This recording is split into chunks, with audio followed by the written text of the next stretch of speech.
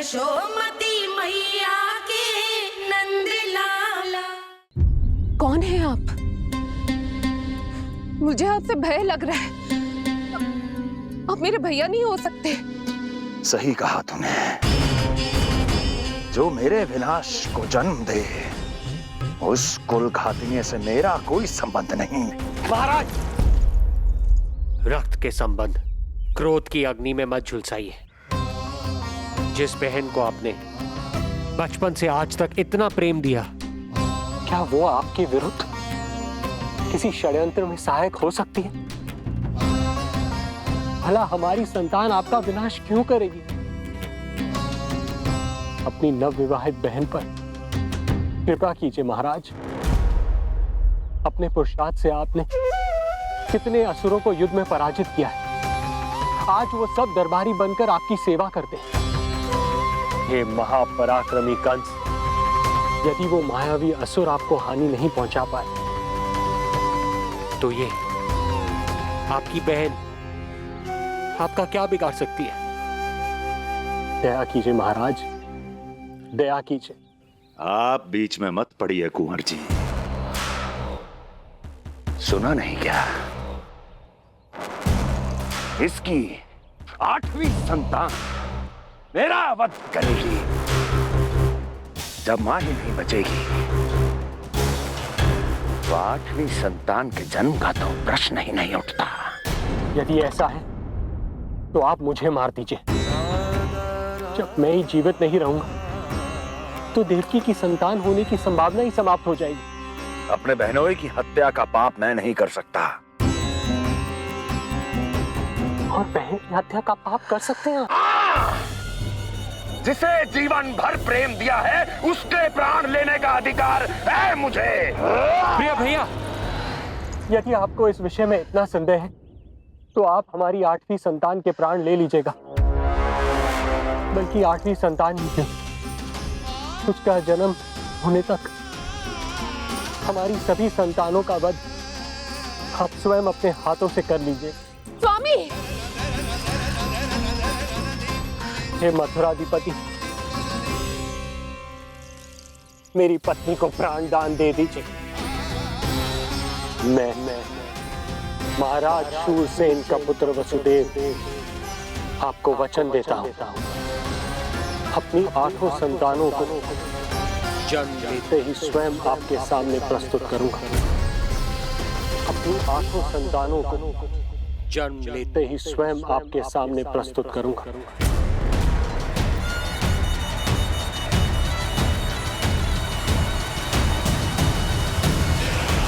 बधाई हो कुंवर जी। अपनी पत्नी के प्राण बचाने में आप सफल हुए, किंतु आपकी संतानें इतनी भाग्यशाली नहीं होंगी। वचन स्मरण रहे।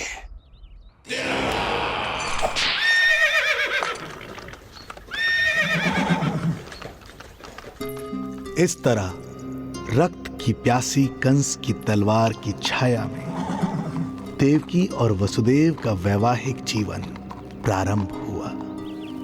जब कंस की निर्ममता और वसुदेव के वचन का ये दुखद समाचार गोकुल पहुंचा, तो हे नारायण, अर्थात राजा वसुदेव यदि कंस के सामने गिड़गिड़ाते नहीं तो रानी देवकी के प्राण चले जाते। हाँ नंदराज, और अब वो दोनों कंस के महल में हैं, किंतु वो महल भी उनके लिए किसी बंदी गृह से कम नहीं है।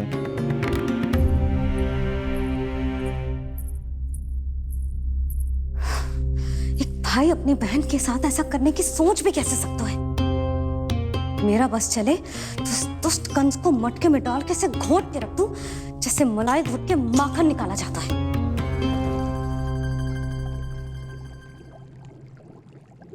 ना, माखन ना, जे कंस तो कीड़ा है। इसे तो पटक पटक के ऐसे मारना चाहिए जैसे कीड़ा निकालने के लिए धान के गट्ठर को पटका जाता है।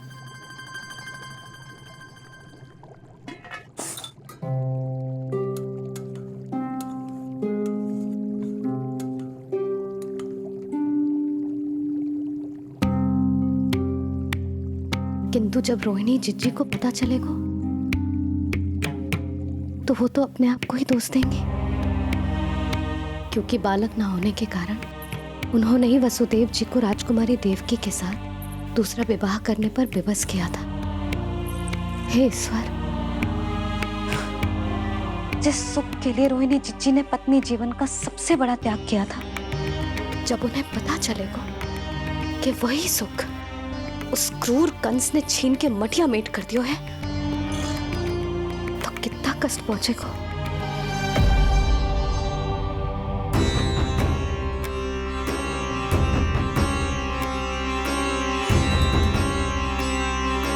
रोहिणी जीजी,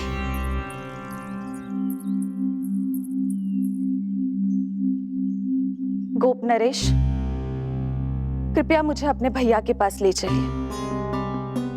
संकट के समय मुझे उनके साथ होना चाहिए। किंतु भाभी, पता चलो है वसुदेव भैया और देवकी भाभी कंस के महल में कड़े पहरे में रखे गए। पति पत्नी एक दूसरे का संबल होते हैं। कंस का पहरा कितना भी कष्टदायक क्यों ना हो, इस समय उन्हें और बहन देवकी को मेरी आवश्यकता है।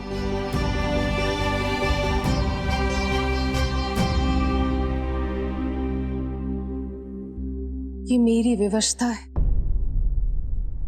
ये यादव कुलदीपक होकर भी आपको इस महल में बंदियों की तरह रहना पड़ रहा है, और मैं कुछ कर भी नहीं पा रही। काश आपने मुझसे विवाह ही ना किया होता।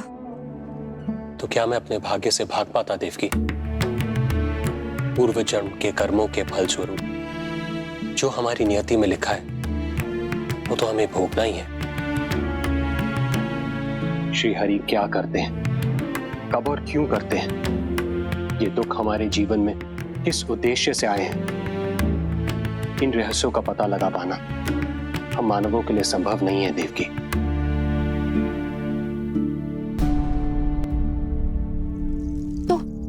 तो फिर चलिए यहां से भाग चलते हैं, कहीं ऐसे स्थान पर जहां भैया की छाया भी हम पर ना पड़ सके। नहीं प्रिय, कंस के गुप्तचरों की दृष्टि हम पर अवश्य होगी, और मैं ऐसा कोई कार्य नहीं कर सकता जिससे तुम्हारे जीवन पर कोई संकट आए। और मैंने उन्हें अपनी सभी संतानों को सौंपने का वचन भी दिया है। अपना वचन मेरे लिए प्राणों से भी अधिक महत्वपूर्ण है देवकी।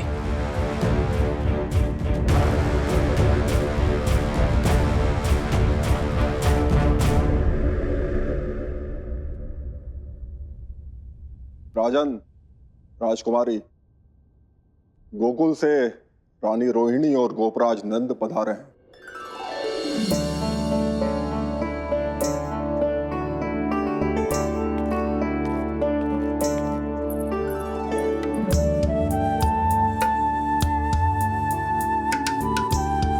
स्वामी,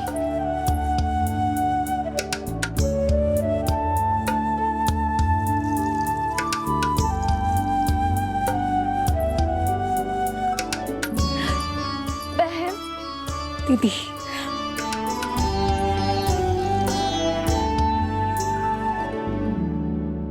भाई नंद, जो आप हमारे लिए कर रहे हैं उसके लिए धन्यवाद शब्द बहुत छोटा है। मैं अपने भाग्य को स्वीकार कर चुका हूं। यदि यही श्री नारायण की इच्छा है तो यही सही।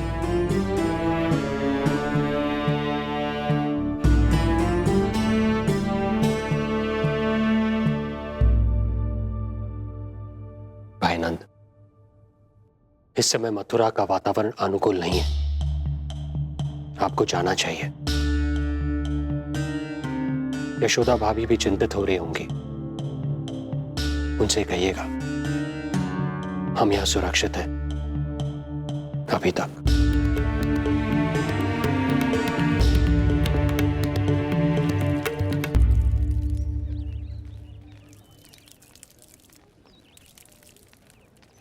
वसुदेव भैया का भाग्य पर भरोसा देख वे अपनी संतानों को कंस को अवश्य सौंपेंगे। हे ईश्वर, इतना कठोर वचन, जब इसे निभाने का कठिन समय आएगा तो कैसा अनुभव करेंगे वे? उनका हृदय तो चकनाचूर हो जाएगा।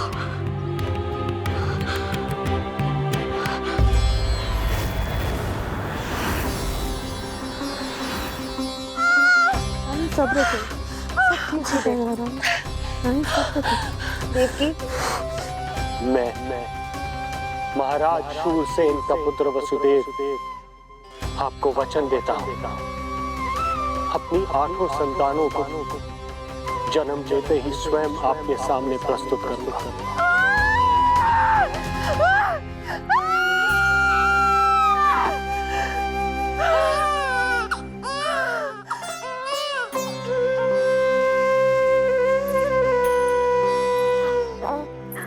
बधाई हो स्वामी, आपको पुत्र रत्न प्राप्त हुआ है।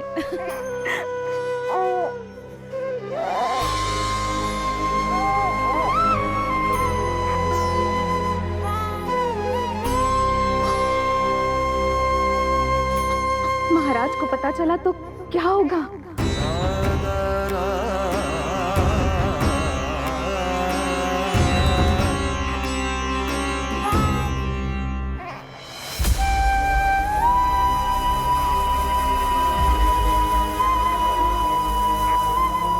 अपने पुत्र को इन हाथों में थामना। कितने वर्षों से इस पल की प्रतीक्षा कर रहा था मैं, और आज जब यह पल आया है, मेरी आंखों में दुख के आंसू हैं। एक पिता जब प्रथम बार अपनी संतान को गोद में उठाता है तो सबसे पहले यह सोचता है कि उसे क्या नाम दूं, उसका सुनहरा भविष्य कैसे सुनिश्चित करे। किंतु मैं वो भाग्यहीन पिता हूं जो अपने पुत्र का भविष्य मृत्यु के अंधकार में डुबोने जा रहा है। मैं इसे नाम देकर क्या करूंगा?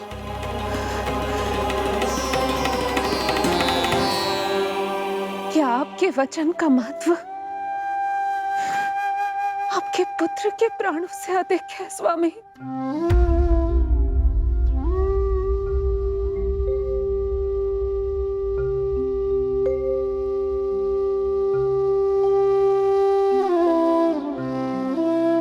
श्री नारायण का दूसरा नाम सत्य होता है देवकी। तुम ही कहो, मैं श्री नारायण से विमुख कैसे हो जाऊं? मुझे अपना वचन निभाना ही होगा। हृदय के टुकड़े टुकड़े क्यों ना हो जाए, मुझे इसे कंस तक ले जाना ही होगा।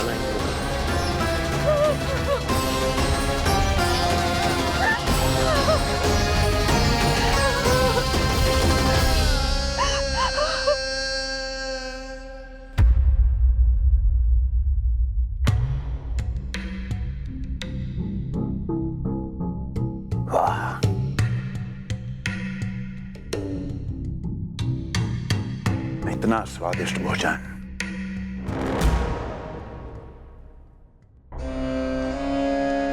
किसी विशेष इच्छा की पूर्ति के लिए मुझे सम्मोहित तो नहीं करना चाहती? मुझे पति के रूप में प्राप्त कर तो चुकी हो, अब प्राप्त करने को क्या क्या बचा है प्राप्ति? मैं प्राप्ति नहीं, अस्थि हूं स्वामी। प्राप्ति तो छुई मुई बनकर वहां खड़ी है। आप सदैव अपने विषय में ही सोचते हैं, कभी मेरे ओर भी निहारा कीजिए, तभी तो मेरा नाम सही से स्मरण होगा आपको। मैं अपने विषय में ही सोचता हूं, तभी तो 10 दिशाओं में मेरे नाम का डंका बजता है, मेरे साम्राज्य का विस्तार होता है, तभी तो मेरा अस्तित्व है। अस्थि स्मरण रहे, तुम हो क्योंकि मैं हूं।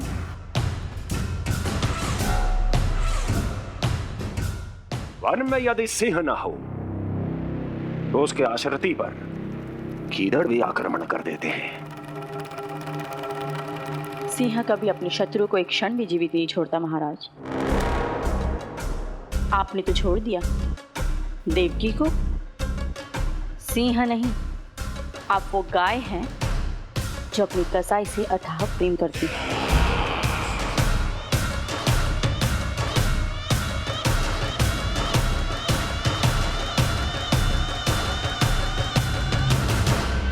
सभी संतानों को जन्म लेते ही मेरे पास लेकर आएगा,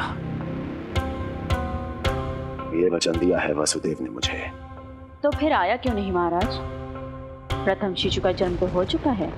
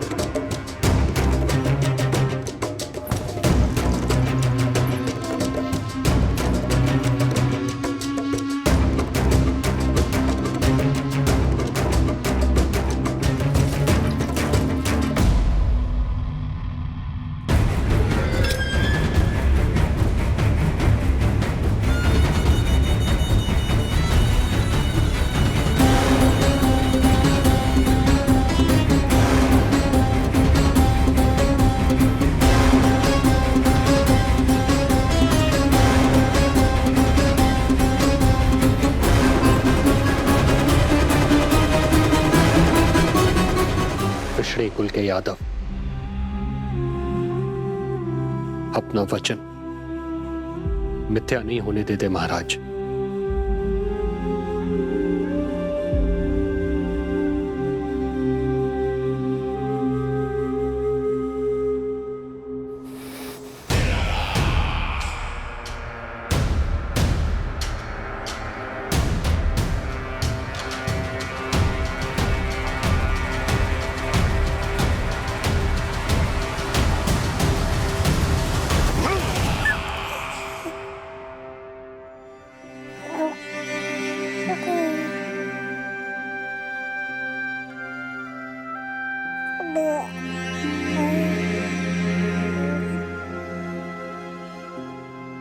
ये देवकी का पुत्र है, मेरी बहन जो मुझे प्रिय हुआ करती थी, उसका प्रथम पुत्र है ये, मेरा प्रथम भांजा।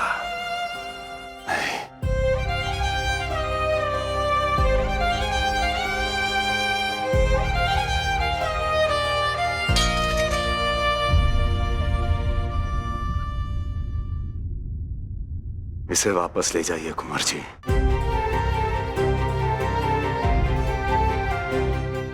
देवकी की प्रथम संतान से मुझे कोई संकट नहीं।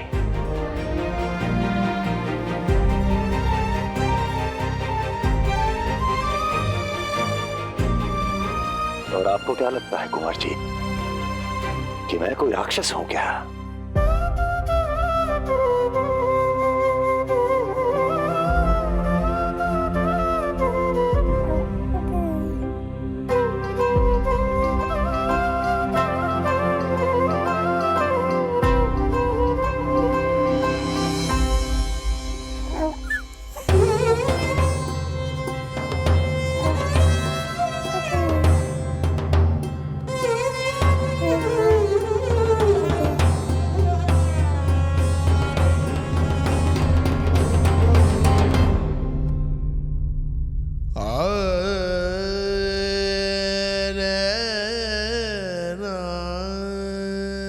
तो उसे अपनी गोद पे भी नहीं उठा पाई थी दीदी।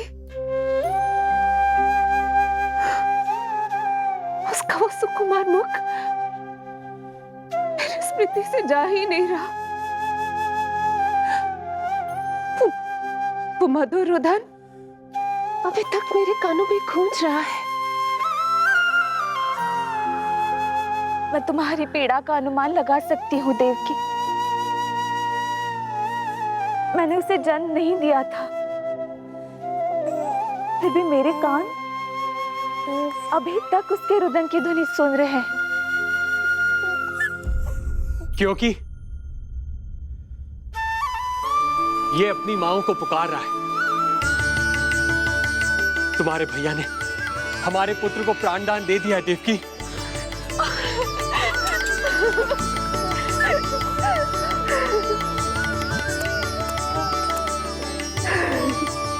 स्वामी, अब अपने पुत्र का नामकरण कीजिए। इसे ऐसा नाम दीजिए कि इसका भविष्य यश और कीर्ति से परिपूर्ण हो। कीर्तिमान, कीर्तिमान होगा इसका नाम।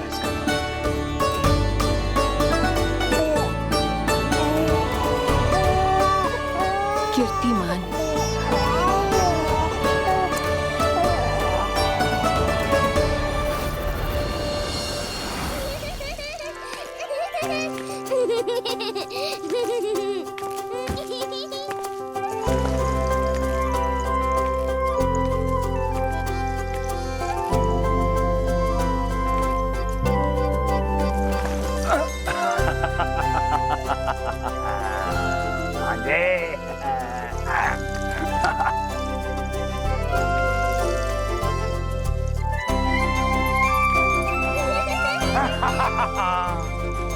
भांजे भांजे, मामा से बचना असंभव है।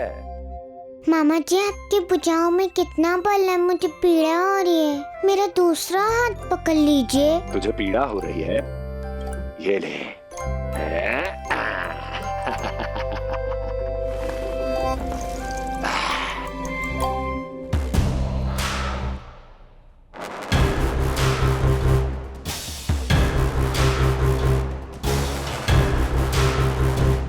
नारायण नारायण।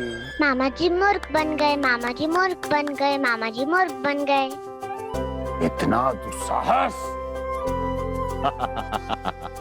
जा खेल। अब मामा जो है देवर्षि के साथ मंत्रणा करेंगे। जा खेल। क्योंकि अत्यंत महत्वपूर्ण ना हो तो देवर्षि हमारे द्वार पर आने का कष्ट नहीं उठाएंगे। कहिए देवर्षि, कैसे आना हुआ? मैं तो बस आपको ये अद्भुत कमल पुष्प भेंट करने आया था महाराज। इसे देखते ही मुझे आपका स्मरण हुआ था।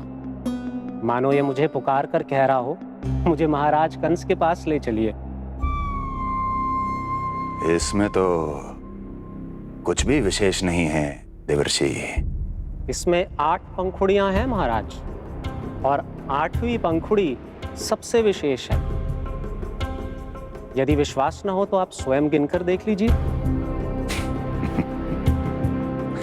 आप मेरा उपहास कर रहे हैं देवर्षि। आप गिनिए तो सही महाराज। 1 2 3 4 5 6 7 8। क्या आप निश्चित रूप से कह सकते हैं कि यही 8वीं पंखुड़ी है? विचार कीजिए महाराज। क्या आप बिना किसी शंका के कह सकते हैं कि कौन सी पंखुड़ी पहली है और कौन सी 8वीं? क्या आप पूर्ण विश्वास के साथ कह सकते हैं कि कौन प्रथम है और कौन अंतिम? फिर चाहे वो पंखुड़ी हो या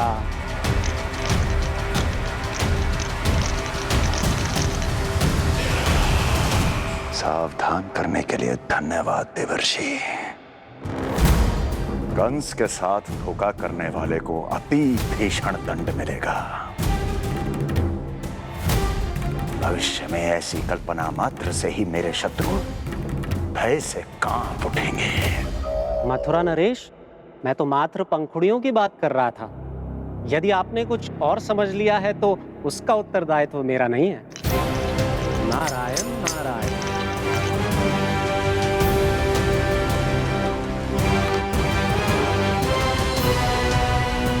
विचार कीजिए महाराज। क्या आप बिना किसी शंका के कह सकते हैं कि कौन सी पंखुड़ी पहली है और कौन सी 8वीं? क्या आप पूर्ण विश्वास के साथ कह सकते हैं कि कौन प्रथम है और कौन अंतिम? फिर चाहे वो पंखुड़ी हो या... मामा जी मूर्ख बन गए, मामा जी मूर्ख बन गए, मामा जी मूर्ख बन गए, मामा जी मूर्ख बन गए।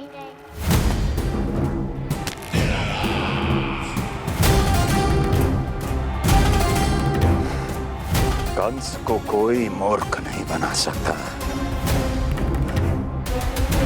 कीर्तिमान। जी मामा जी। क्रोध काम लोभ मद मोह मत्सर, क्रोध काम लोभ मद मोह मत्सर, क्रोध काम लोभ। मामा जी मुझे दर्द हो रहा है।